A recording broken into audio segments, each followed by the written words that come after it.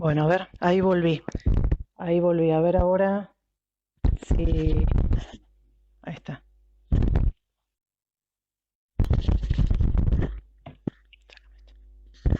Bueno, ahí volví. Pareciera que el tema era que estaba usando la tablet. Así que, a ver, Jorge, ahora sí. ¿Se le aparece Jorge? Ahora sí.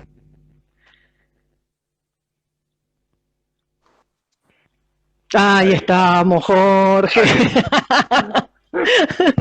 Qué bueno, era mi desesperación, viste que yo te decía hoy que era, lo que pasa es que lo quise hacer con la tablet y se nota que la tablet está desactualizada, pero bueno, ya está, ya lo solucionamos. Bueno, gracias por la ayuda a tu hijo y a Macarena Sí, Chao, que me daba, me daba indicaciones nos iban, por el nos WhatsApp. iban, nos iban dando indicaciones a los dos. Bueno, ahora igual esperemos un poquitito que vaya, porque había un montón de gente, vayamos viendo que se vayan incorporando.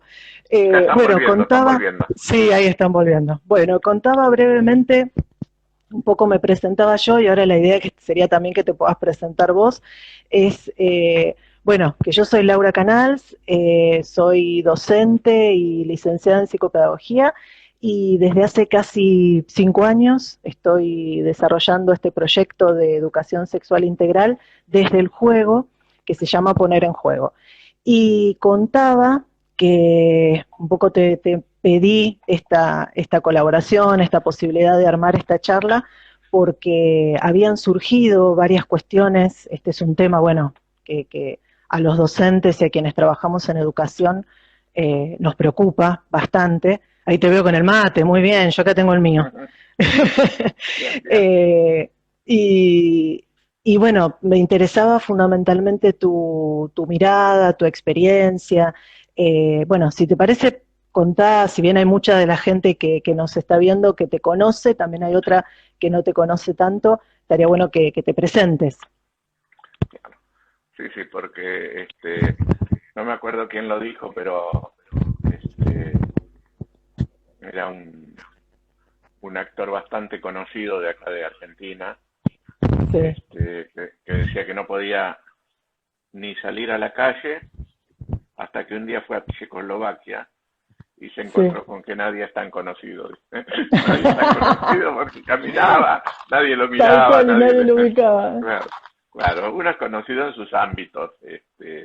Tal Pero cual. bueno, Vos sos muy conocido primero en el que ámbito de la psicología. Yo estoy ubicando el celular para que no se me caiga. se va a caer, pasa todo el tiempo Se va a estas caer, cosas. seguramente. No, yo pensaba lo bueno de lo malo, ¿no?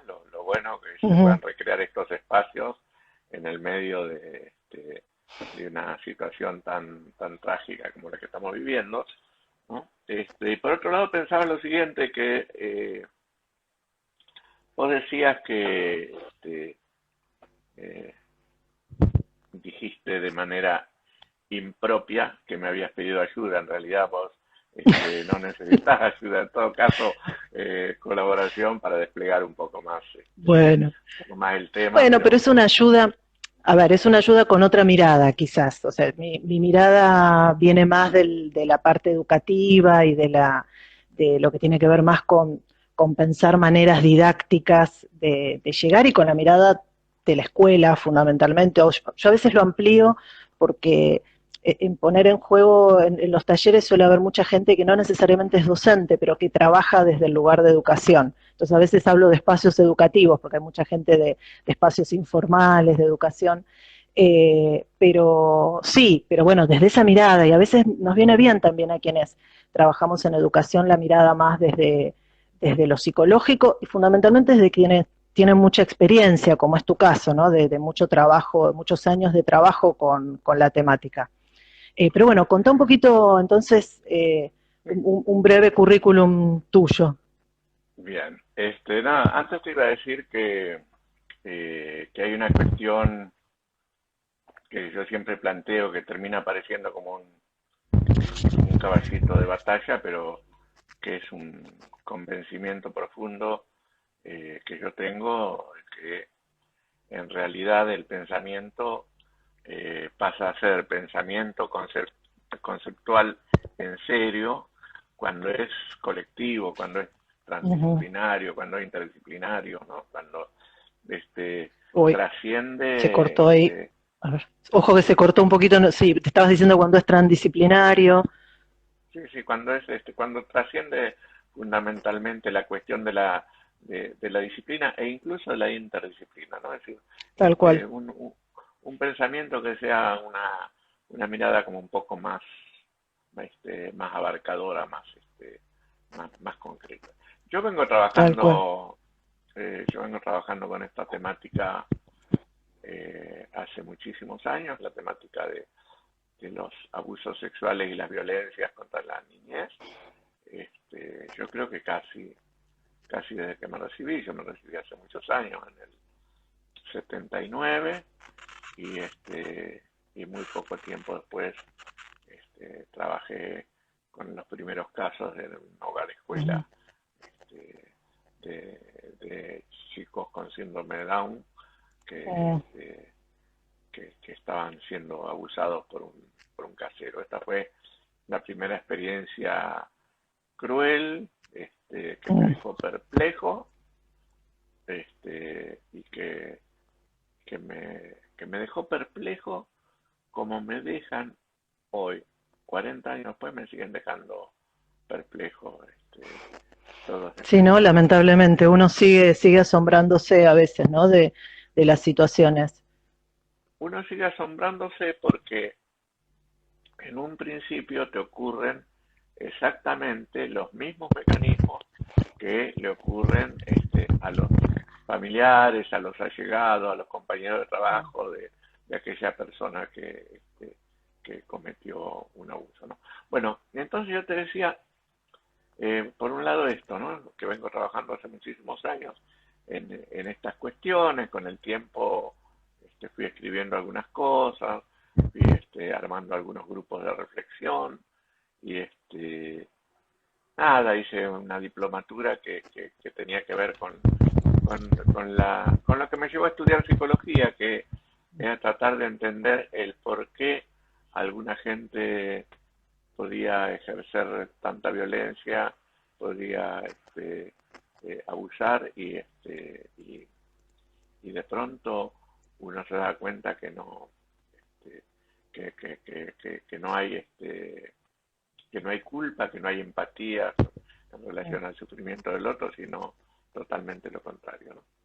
Y con el ámbito educativo estuve siempre ligado, entre otras cosas, porque la primera barrera, la primer, el primer lugar de, de detección y de prevención del abuso en la escuela, ¿no?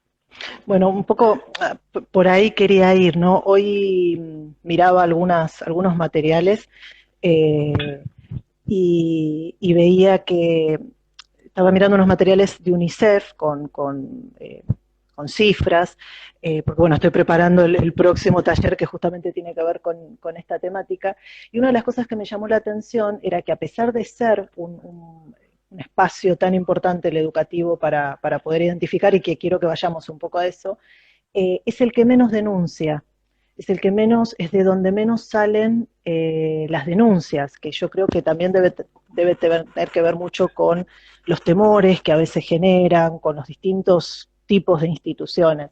Pero bueno, ya que tocaste un poco ahí el tema de la detección, un poco la primera pregunta sería cómo desde lo educativo y sin que se haga un diagnóstico, porque bueno, no es la labor justamente de los docentes, ¿qué cosas tendríamos que tener en cuenta desde los espacios educativos con respecto a estos signos relacionados con el abuso o con la violencia? Yo quisiera como ampliarlo, ¿no? Aprovechar y hablar en general también de las violencias, de los golpes o de las violencias psicológicas, digamos, de todo lo que tiene que ver con violentar a un niño o a un adolescente. ¿Qué signos son los que habría que tomar en cuenta y cuáles serían los pasos que habría que seguir posterior a eso? Bueno, en realidad quería tomar dos o tres cosas de las que vos decías, ¿no? Hablabas del bajo nivel de denuncia, ¿no? Ujú, Este, eh, es muy difícil ujú, el tema de la denuncia, porque primero, por ahí hay como más predisposición a la denuncia en el ámbito escolar cuando se presupone un abuso que puede venir desde el hogar, digamos, ¿no? En ujú. ese caso, este, más allá de que se ponen mecanismos de oposición muy contundentes este, en la institución escolar, la institución, cuando aparecen estas temáticas, se conmueve, se revoluciona y, y en todo caso busca cerrarse y sacar el problema para afuera, cosa que, a ver, espero que se entienda bien lo que digo. Por un lado, es comprensible porque todo lo que pasa en la escuela a partir de que aparece un caso de abuso y hay que salir eh, a denunciar es muy fuerte. Pero por otro lado, creo que yo tengo la sensación que facilitaría la posibilidad de salir a denunciar si se tomara conciencia de que a la escuela se le arma un lío bastante importante, que a los docentes también, pero que el peor sufrimiento lo está teniendo ese niño o esa niña que está siendo abusado, ¿no? Bueno, Esto cuando... recién yo trato de ir viendo a los comentarios que algunas personas van poniendo. El tema de tener la tablet era para verlos mejor, en el celular los veo medio chiquititos, pero recién creo que era Teresa, decía que a veces un poco el temor viene de este lío que vos decís que de alguna manera se arma en la escuela, que es también el temor a ser despedido, a tener problemas desde lo legal en las instituciones, ¿no? Que creo que también es uno, o sea, y es un temor absolutamente comprensible. Pero por ahí dicen es obligación de la escuela denunciar, que es cierto, pero bueno. Claro, a veces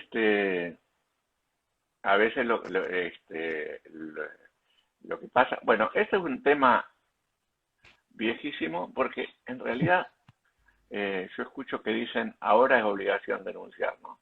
En realidad hace muchísimos años que es obligación denunciar el abuso sexual y la violencia contra la niñez. Y es obligación denunciar por parte de los docentes, por parte de los directivos, por parte de los funcionarios públicos, por parte de todos los trabajadores de salud. Tienen la obligación de hacer la denuncia. Independientemente de eso, es cierto que las cosas se complican, que las instituciones no acompañan, porque en realidad un docente, una docente, no tendría por qué complicarse especialmente, porque en realidad debería elevar la denuncia a las instancias superiores y debería ser la instancia superior la que canalice la denuncia. En todo caso, la docente pasaría a ocupar el rol de testigo, ¿no? Pero de cualquier manera, en este sentido, hoy hay, hay protocolos bastante claros en educación, en toda la escuela. ¿Por qué digo esto? Porque cuando aparece una charla como esta que estamos intentando tener nosotros, a veces se nos escapa todo en el tema de cómo denunciar, por qué no Mm, denunciar. Y eso está clarísimo en un protocolo. Si se mm. cumple o no se cumple, es otro tema. Pero que no se nos pierdan de vista otras cuestiones, porque vos, no tengo ningún problema en volver sobre esto. Digo, No, está perfecto, este, me parece muy bien, porque sí, si no uno queda entrampado en eso, me parece bárbaro. claro, pero vos decías recién, vos me preguntabas, me decías que sin hacer un diagnóstico, eh, cómo se detecta esto, ¿no? Uh -huh. En realidad hay una serie de signos y síntomas que aparecen en la escuela este, a partir de lo cual es muy difícil no darse cuenta que algo serio le está pasando a ese niño o esa niña. Porque yo voy a nombrar 3 o 4 o 5 indicadores emocionales, lo llamamos nosotros, que en realidad lo fundamental, lo importante, es que quede en claro que esos indicadores tienen una contundencia que es imposible no darse cuenta que están ahí presentes, ¿no? El primero de los cuales es un cambio de conducta abrupto por parte de niños y niñas, ¿no? Un niño o una niña que hoy era de una manera y que de golpe, desde mañana, pasa a ser de otra manera. Retraído, silencioso, disociado, con, con Sí, sí, algo que abruptos no puede agresivos. pasar, algo que no nos puede pasar desapercibido si Claro, conocemos a los niños o adolescentes con los que trabajamos. Yo voy exacto. anotando, vos vas diciendo y yo me voy anotando. Después aparecen cuestiones tales como eh, enuresis o encopresis secundaria, que voy a aclarar qué quiere decir. Enuresis, supongo que la mayoría lo sabe, pero viene bien aclararlo. La enuresis o la encopresis es cuando los niños se hacen pis o se hacen caca. Y se lo llama secundario porque en realidad ya habían adquirido el control de esfínteres y de pronto empiezan a tener de nuevo este tipo de conducta. La otra cuestión que es muy llamativa, no se da en todos los casos, la otra cuestión que es muy llamativa es la de la sexualización, la erotización llamativa y extrema de las conductas. Esto digamos, es sobre todo con compañeros, pero también en, en, con los docentes, ¿no? La aparición de llantos inmotivados, la reacción extrema de furia o de angustia ante cualquier señalamiento cotidiano que se le pueda hacer, ¿no? La sensación de estar en otro mundo.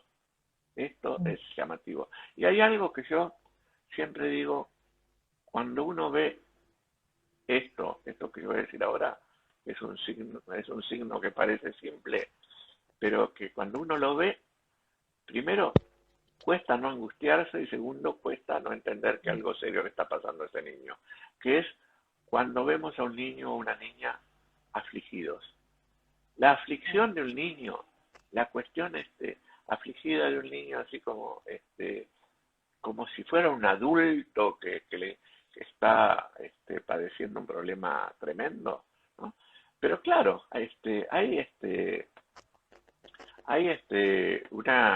una cuestión que es importante tener en cuenta, que cuando un niño padece abuso, en realidad lo que le está ocurriendo es que está sufriendo un trauma que lo pasa por encima, que le genera una devastación psíquica contundente y que no está en condiciones de responder con sus defensas habituales. Entonces, Claro, por eso lo que nosotros vemos no tiene nada que ver con ese niño. claro. Eh, hay, Y, y hay un ante, mecanismo, sí, no sé te si, completo con esto, hay un mecanismo consecuente a todo esto con el que hay que tener mucho cuidado, que es el mecanismo de disociación extrema por el cual este, lo vemos como si no le pasara nada. Solo que perdió todo lo que es el humor alegre, pero ahí ha entrado una cosa de disociación extrema, el mecanismo de negación está en su máxima expresión, ¿no? Pero digamos, insisto en esto, es otro niño, no es el que conocíamos, ¿no? Y si no lo conocíamos y lo estamos conociendo ahí, es un niño o es una niña al que le está pasando algo serio. Y acá hay una cosa que tiene que ver con lo que vos me preguntabas al principio. No me preguntabas, me decías sin hacer diagnóstico. Claro, en realidad no se está en condiciones de hacer un diagnóstico. Tampoco un psicólogo apenas ve a un niño o una niña, ¿eh? Pero Tal cual. ¿sabes cuál es la cuestión?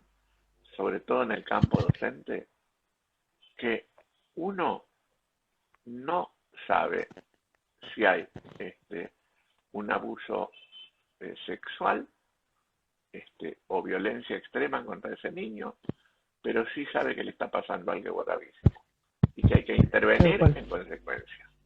A Perfecto, o sea veces, que en última instancia, digamos, tiene que ver con la intervención ante el sufrimiento que uno identifica en ese niño o en ese adolescente, que puede o no ser un abuso, pero uno identifica que eso sí, digamos, es algo que obviamente se ve en la escuela, conozcamos o no conozcamos a esos niños uno, previamente. Perfecto, uno lo que identifica es que le está pasando algo grave, sin duda, tal cual, sin ninguna duda. tal cual, tal cual.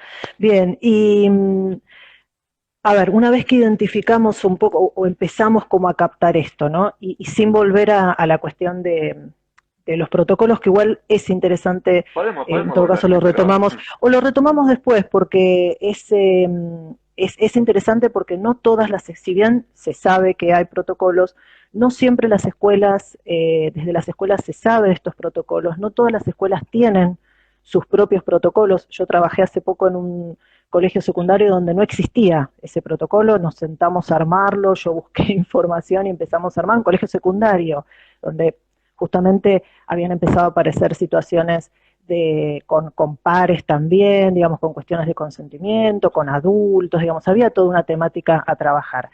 Digo, entonces, dejando un ratito de lado el tema de los protocolos, ¿cómo abordar, o sea, una vez que identificamos o que estos signos están y que tenemos cierta duda, desde este mismo lugar docente. ¿Cómo hay algo que se llama el develar, ¿no? El develamiento que lo hace naturalmente ese niño o ese adolescente, pero ¿cómo abordamos ese niño o ese adolescente que nos damos cuenta que necesita ayuda, que está sufriendo, eh, para ayudarlo de alguna manera? O no abordamos y vamos por otro lado. ¿Qué sugerirías? eh, ¿Cómo qué paso arranco con lo, seguiríamos? arranco con lo primero que dijiste. Eh, Ojalá no haya en línea autoridades de tu escuela de la que vos dijiste, pero un descuido grande que a esta altura no haya protocolo, porque hay Mm. protocolo en nación, hay protocolo en ciudad, hace rato. Pero bueno, Mira, acá, por por acá suerte dicen, por acá había. justamente, por acá justamente dicen los protocolos de actuación están, el problema es que los directivos no se los facilitan a los docentes, en muchos casos realmente no los desconocen, o sea, ese es el tema, digo, más allá de la cuestión institucional, es un tema que hay mucho desconocimiento de estos protocolos. Mira, Pero bueno, cuando... sí, retomemos desde sí, ahí. sí. No, bueno, primero iba a decir que agradezco a la gente que está apareciendo, que saluda, que se ve todo acá. Quiero que se queden tranquilos, que yo leo. Lo que pasa es que no me Ah, puedo ¿vos lo estás interrumpir cada... leyendo también? Sí, sí, sí. Ah, No, buenísimo, porque yo no no sabía me si vos lo puedo... veías, está bien. Sí, sí, lo veo. Lo que pasa es que no puedo parar Tal cual. cada 30 segundos. Sí. Yo me voy Pero primero, anotando igual algunas preguntas. además una alegría la cantidad de gente que somos.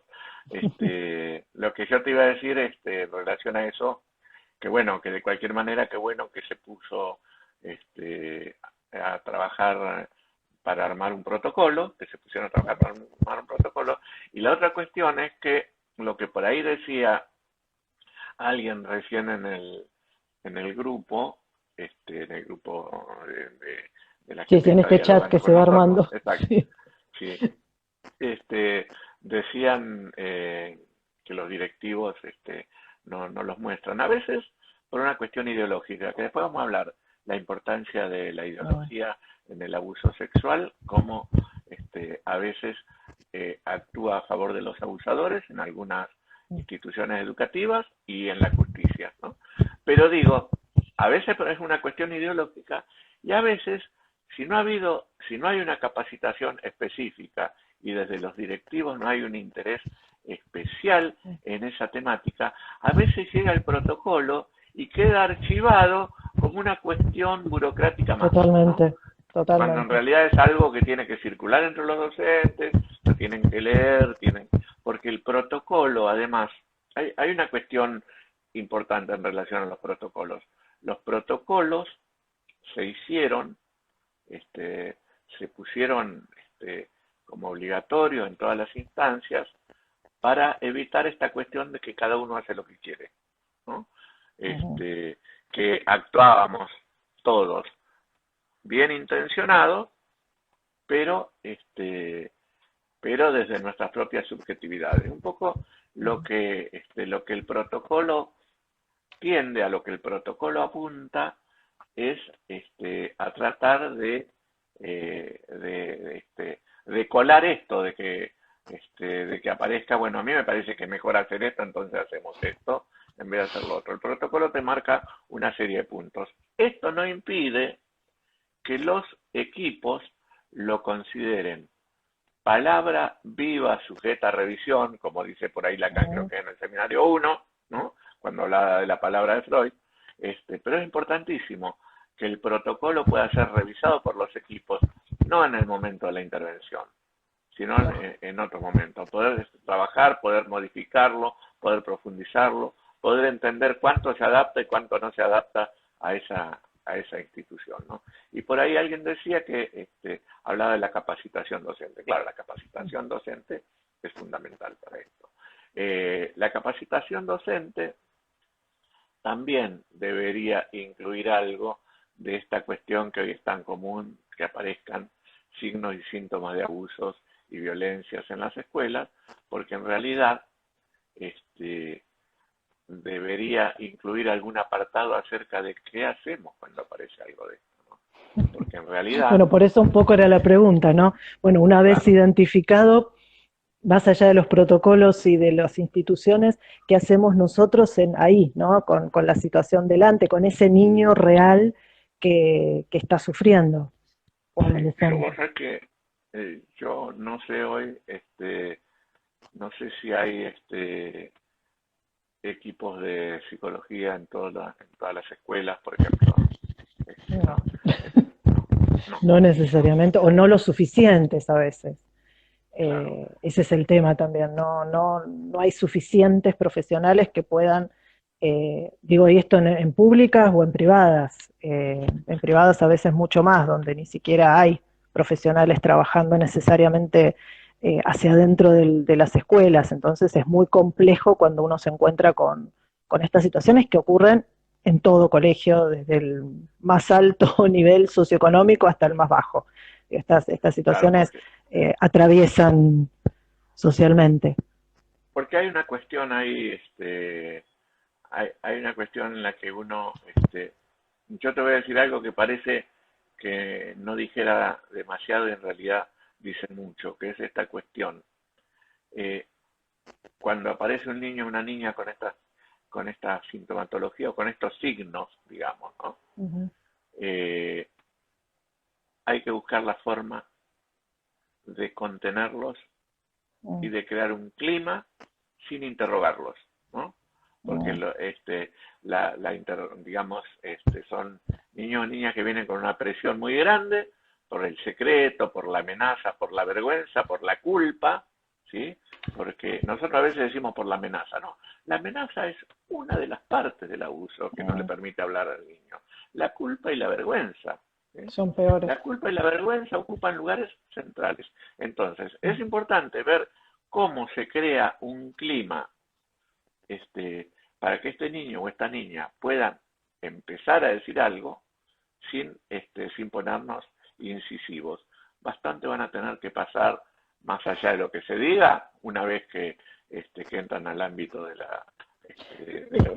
Te podría decir, a mí me gusta a veces cuando charlo de estos temas o en las capacitaciones justamente sobre ESI, es plantear como que el docente tiene que tener como una cierta disposición, como una cierta disponibilidad justamente en esto que vos decías de contener, ¿no? A escuchar sin juzgar, sin revictimizar de alguna manera sin estar pidiendo detalles, sino solamente dejar que cuente lo que le está pasando y en todo caso a partir de ahí seguir los pasos, ¿no? Pero sería un poco esto como una cierta disposición a la escucha y al estar, ¿no? Nada más, que no es Sí. poco.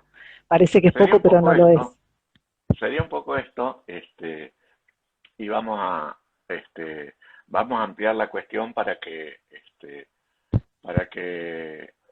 los docentes, no se sientan tan solos. Esta cuestión del impulso a investigar, a preguntar, a profundizar, es de los docentes, de los psicólogos, de la familia, de los amigos, es de todo el mundo.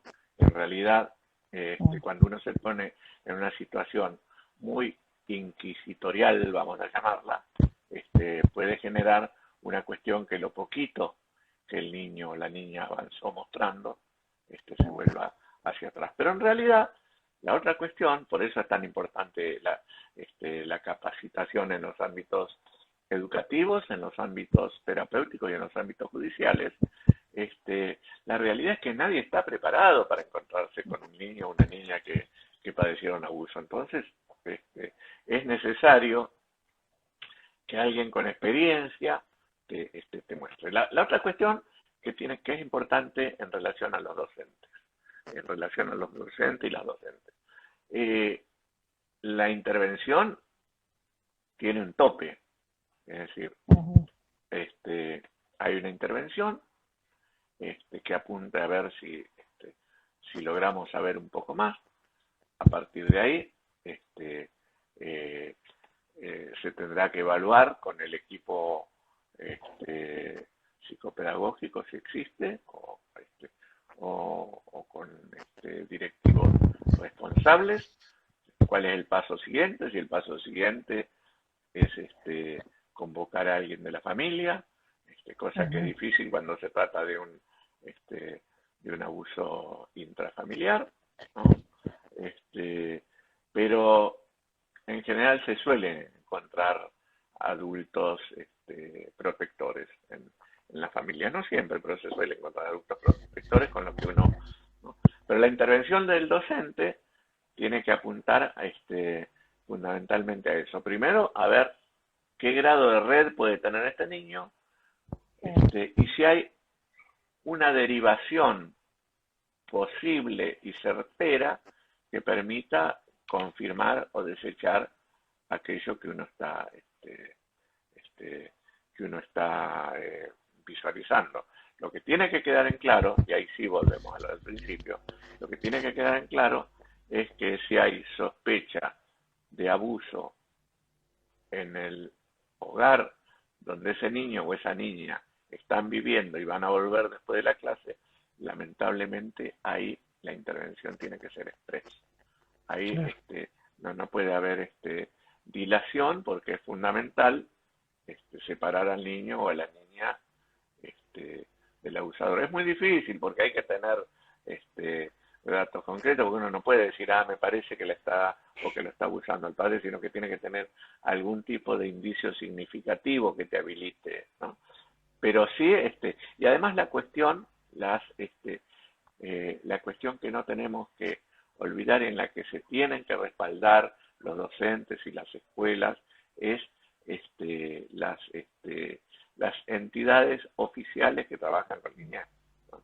Las, la, la Fiscalía, la Secretaría de Niñez, las distintas instancias Sí, de sí, sí, protección de la que niñez que se han ido armando, ¿no?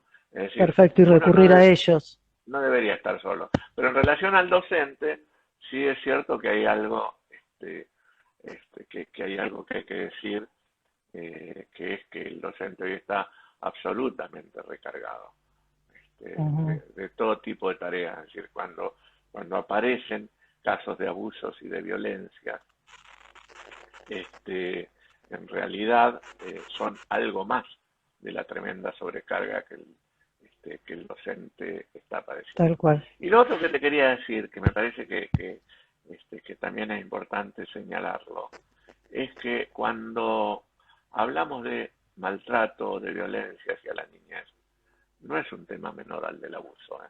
Ojo. Mm, Este, la violencia que padecen niños y niñas en nuestra geografía es atroz y encima mm, tiene consenso social. Esta cosa que uno dice y que tanto desagrado causa cuando uno lo dice, es así. Hay consenso social. La educación golpeadora ha sido erradicada de las escuelas gracias al trabajo de higiene que han hecho los propios docentes. Pero en la sociedad sigue presente, se sigue pensando que la letra con sangre entra, y como hoy no está bien, no solo está penado, porque hoy por ahí lo que mucha gente no sabe es que la violencia contra la niñez hoy es un delito, ¿no? mm. Que no es necesario que sea una violencia extrema. La violencia en sí contra la niñez, para la psique de un niño, Es siempre, terrible. siempre, siempre es terrible, ¿no? Ha salido del ámbito público porque está mal visto, pero se ha refugiado en los hogares y se ha refugiado de manera vergonzante. Yo hago siempre una diferenciación entre lo vergonzoso y lo vergonzante. Lo vergonzoso ¿Cómo? es aquello que me da vergüenza. Entonces, yo dejo de hacerlo o lo escondo porque me da vergüenza. Lo vergonzante es aquello que no me da vergüenza. Yo lo escondo porque no se hace y porque si no voy a sufrir un castigo, ¿no? Mm, Y esto es lo que nos permite además saber que abusadores y violadores tienen conciencia plena de lo que están haciendo, si no, no lo harían escondidas. tal cual. Esto es un tema fundamental. Ahora, Bien. la otra Se- cuestión, una cosita más, No, que, sí, sí, sí. que la escuela tiene que capacitarse para poder responder adecuadamente a estas situaciones, pero también para que los docentes se puedan sostener entre ellos de las constantes situaciones de abusos y violencias que presencian, que padecen los otros, pero que las esquirlas le llegan a los docentes. Por algo ocurre Ujú, el síndrome de burnout. El síndrome de burnout ujú, es lo que llamamos el síndrome de la cabeza quemada, que es cuando en realidad las situaciones con las que estás trabajando te generan tanto estrés que te afectan en lo vocacional. Yo siempre digo, si uno quiere saber si está afectado con el síndrome de burnout, lo va a saber porque en algún momento uno empieza a pensar, ¿por qué no me puse una tienda? ¿Por qué no me fui a trabajar a una oficina? Esas Y deben eso ser algunas de las frases, sí, que en general uno como claro, docente la tiene cada bueno, tanto. cuando aparece algo de eso, Hay uno tiene algo que del estar quemar la cabeza. uno tiene que estar muy atento a eso, ¿no? Bien, Porque además se inutiliza para los otros y para uno mismo, ¿sí? tal cual. No, y un poco esta disposición que decíamos es mucho más complicada justamente cuando uno está tan afectado y tan complicado en esto. O sea, ¿qué resto vamos a tener si nosotros mismos estamos quemados? Yo me voy anotando varias de las cosas que vas diciendo, porque además la idea después de esta charla, yo en general, después de cada vivo, armo como una guía de trabajo que me parece interesante compartirla, así que esto va después a una guía. Bueno, te repregunto algo. Vos Avísame, porque no vaya hablabas. a haber cosas que digan, ¿esto dijo ese tipo? No, No, no, no, después lo revisamos, después lo revisamos. Vos decías lo de la capacitación y aparecía un poco también, ¿no? Esto de la necesidad de la capacitación de los docentes. Eh, y un poco la consulta iba, que también fue el origen de esta charla, cuando nos capacitamos, en general, la capacitación es, por lo general, es de la ESI, como de los grandes ejes, pero no siempre se trabaja específicamente sobre el tema del abuso, de las violencias. Eh, y por lo general nos falta, o yo creo que siento que a los docentes les falta herramientas para llevar adelante en las aulas el trabajo de prevención, fundamentalmente. A veces no sé si me gusta mucho llamarlo prevención, pero como el trabajo de ir logrando que niños y adolescentes, niños, niñas y adolescentes, por ejemplo, tengan en cuenta el tema, yo me armo siempre como tres ejes, ¿no? El secreto, el tema del silencio, o sea, del romper el silencio, ¿no? En situaciones esto de que puedan confiar en alguien, y el cuidado del propio cuerpo, ¿no? Poder reconocer lo que me gusta, lo que no me gusta, el consentimiento. Eh, ¿Serían un poco estos los ejes sobre los que tendríamos que trabajar en capacitación? ¿Habría otros? ¿Qué es lo que se debería, digo, yo tomo estos porque son los que en general yo identifiqué, pero ¿habría otros? No sé, ¿qué otras cosas se podrían abordar desde educación? No sé si es prevenir, pero al menos ayudar a que las infancias y las adolescencias puedan llegar como un poquito más armadas, ¿no? Y que no tengan que pasar por estas situaciones o que tengan más herramientas. Mira, primero esos son los tres ejes básicos centrales, Mm, digamos, son los infaltables y es en relación a lo cual se tiene que estructurar toda la educación sexual integral, tan, ujú, tan denostada en algunos sectores y tan banalizada en otros, ¿no? Yo, vos sabés que me acuerdo que Silvia Bleismar, que si yo mal no recuerdo, murió ya hace como 8 años, sí, ¿no? sí. Este, bueno, pero Silvia decía en uno de sus libros, o sea que hace más de 10 años por lo menos que lo decía, este, ella decía algo así, que cómo pueden ser tan cascotes y seguir pensando que la educación sexual les va a enseñar a los niños lo que es un pito, lo que es una vagina, lo que es un pene, lo que es cuando en realidad los niños y las niñas ya llegan con toda esa información a la escuela hoy, ya llegan al jardín con toda esa Con eso. información. Entonces, claro, entonces la educación sexual, o la integral, lo que hace, de alguna manera, es resignificar todo eso, Mm, ponerle orden, y ponerle una cierta ética. ¿Por qué hablo de la cierta ética? Porque la ética, digamos, como aquello que nos hace considerar la existencia del otro. ¿Sí? Cuando, cuando un niño o una niña padecen violencia o padecen abuso, en realidad han sido avasallados en su existencia. Es decir, han sido absolutamente destronados como sujeto sí, humano, sí, como sujeto. pierden su lugar de sujeto de derecho, de alguna manera. Exacto, exacto. Y de sujeto, encima de eso. Mm, Sí, sí, de sujeto de derecho, pero además de sujeto. pero además Esto de es sujeto.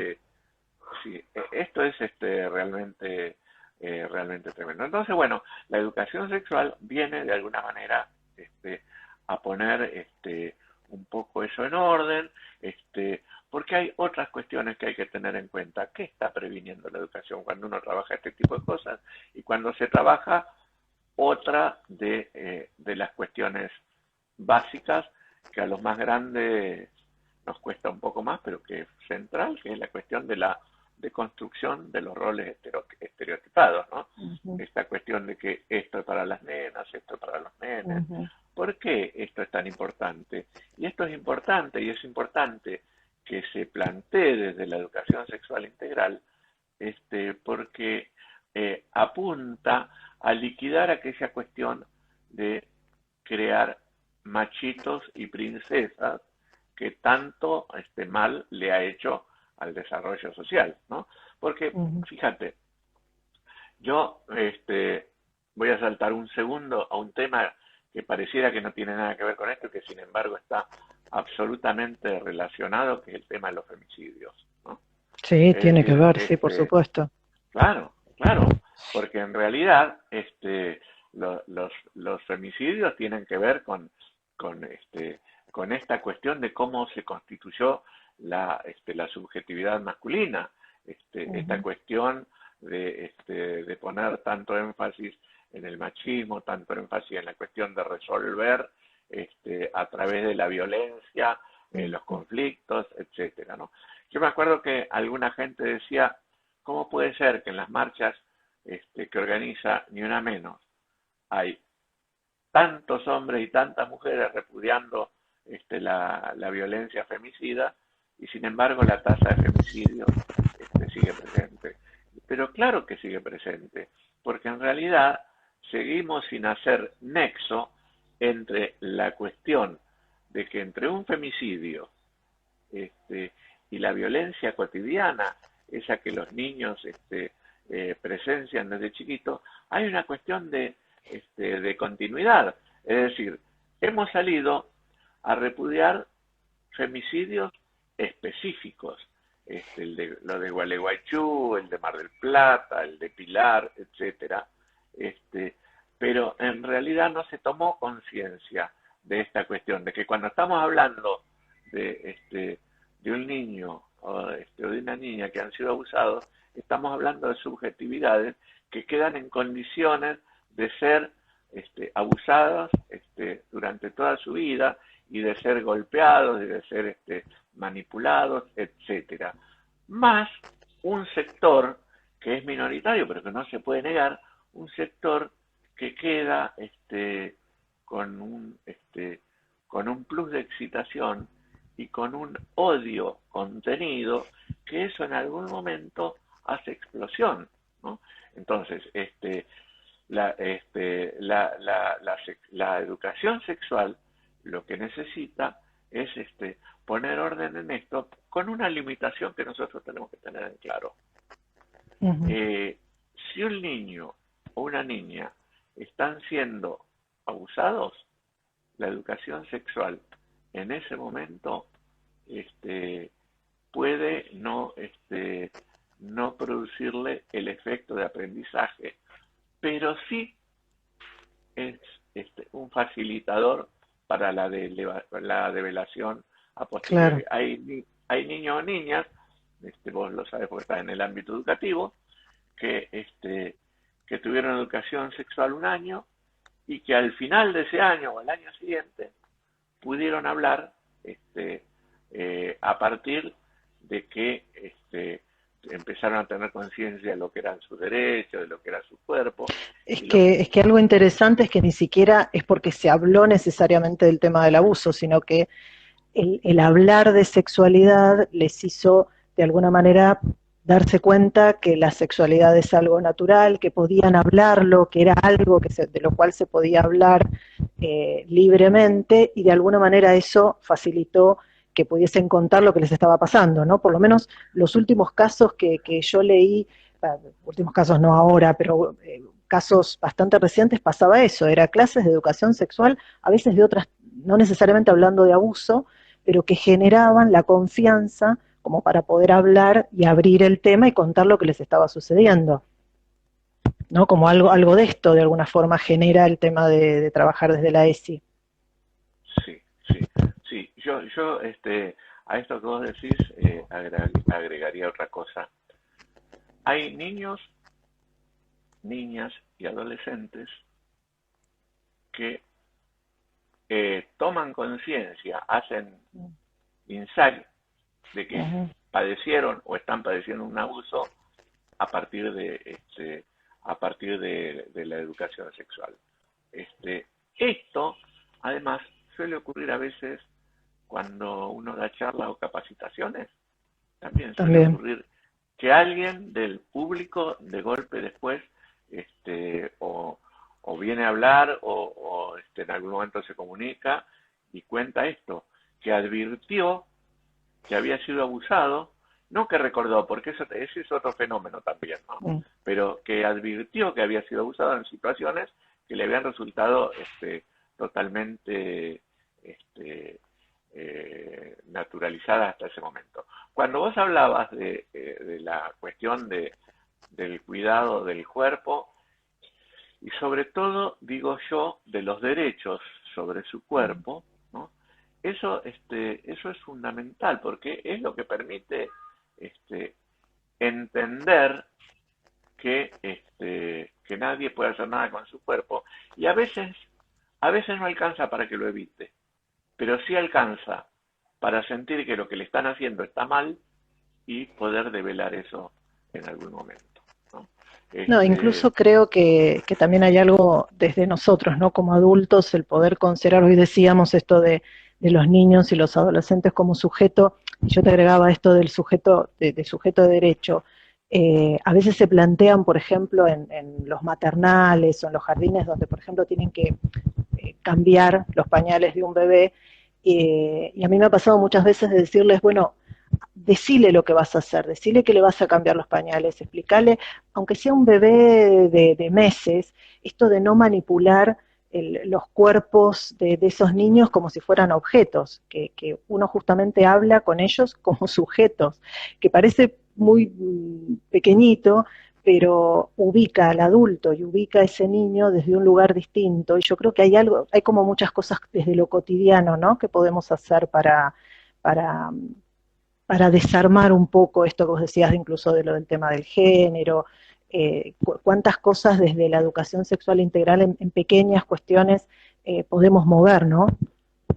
Sí, pero existe una cosa, Laura, que me gustaría que no se escape, que es esto de cambiarle los pañales o cambiarle los pañales en las guarderías o cambiarle la ropa a los niños más pequeños, o abrazarlos o darles mimos, ¿no? Porque, digamos, nosotros tenemos redes de lucha, digamos, contra el abuso sexual contra las niñas, y,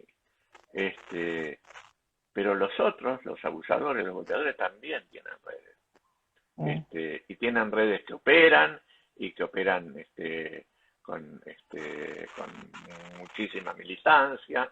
Bueno, y una de las cosas que con las que en algún momento lograron convencer a un sector de la docencia, que yo me acuerdo la mala sangre que nos hacíamos con Eva Giberti cuando ella estaba en el Consejo de Niñez, que dirigió una etapa maravillosa de formación hacia los docentes, ¿no? Yo iba a todas las capacitaciones como alumno y en dos fui como capacitador, no es que yo estaba en el consejo, digo. Pero sí me acuerdo que generaba una cosa así como de mucho desagrado enterarnos que había muchos docentes que por temor a ser denunciados, que por temor a que el niño interpretara mal, ya no le cambiaban más la ropa a los niños, no los abrazaban más, no les hacían mimos, y en realidad una cosa que es fundamental, que cualquier persona que trabaje con niños o con niñas tiene que tener en claro, es que difícilmente el niño confunda una situación de cariño con una situación abusiva.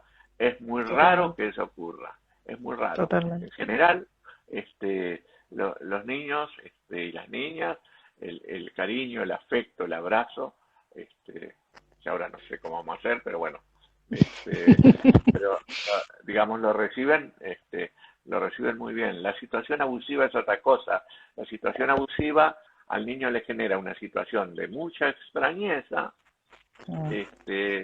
y sobre todo una sensación de apropiación de su cuerpo por parte del otro. Por parte del otro, tal cual. Claro, hay una prepotencia en la intervención que el niño o la niña lo captan perfectamente, pero no van a no van a malinterpretar un abrazo.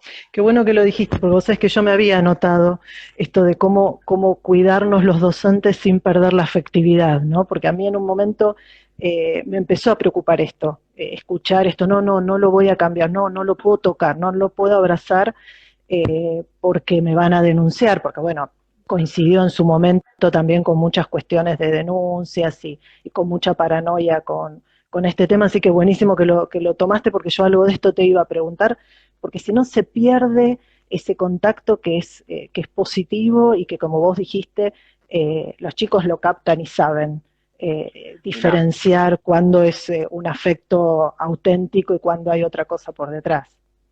Mira, esto, Laura, esto viene de la mano, absolutamente de la mano, con otra cuestión que es cuando aparece un abuso en una institución educativa, suele aparecer rápidamente lo que nosotros llamamos la defensa corporativa, que es esta cuestión de compañeros y compañeras defendiendo al supuesto abusador o a la supuesta abusadora. No es una actitud condenable porque entra en juego un mecanismo de defensa que que nos involucra a todos, que es que por ahí después nos permite pensar un cachito la cuestión de las madres, ¿no?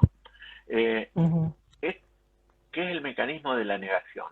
Esta cuestión de no poder creer que algo tan monstruoso lo puede hacer alguien que es alguien como nosotros, que es alguien que por ahí es cariñoso como nosotros, que es un tipo, una tipa campechana, qué sé yo, Sí, sí, sí, alguien de son, quien uno no dudaría, porque alguien de quien uno pareciera no que... dudaría. Entonces, la primera reacción es de negación. La negación es un mecanismo de defensa individual y colectivo que hace que uno niegue aquello que está ocurriendo frente a nuestros propios ojos. Esto ocurre mucho con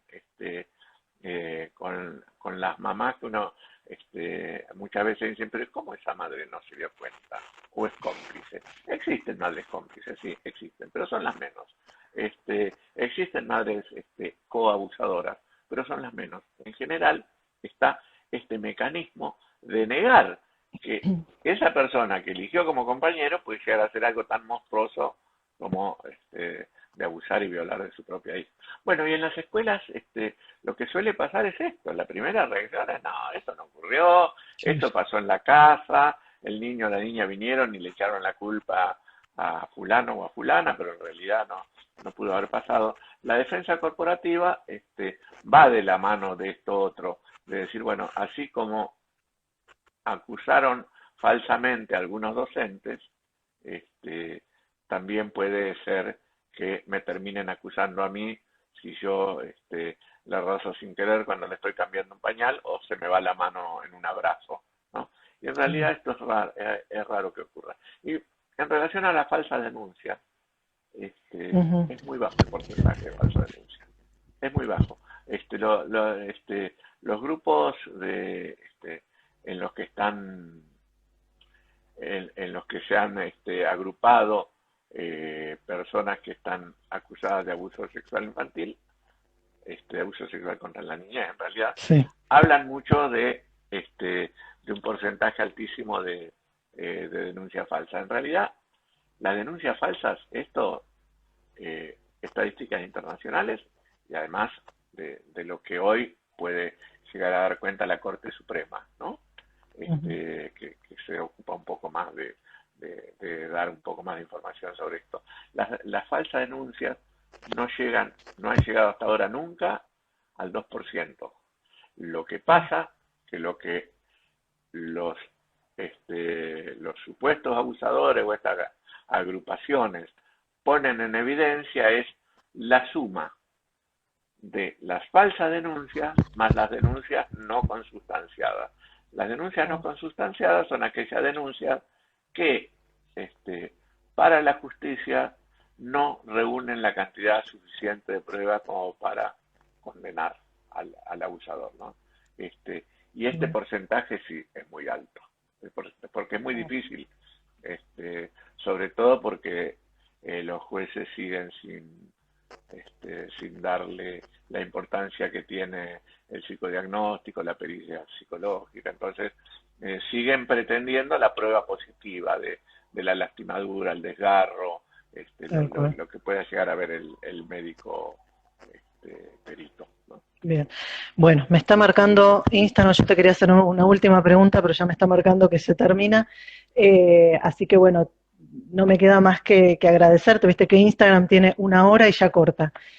Agradecerte un montón, Jorge, y bueno, quizás en algún momento podemos hacer algún otro Bueno, encuentro, la verdad que un placer. con muchísimo gusto, cuando vos quieras. Bueno, te Y la agradezco podemos seguir por muchísimo. mensajito.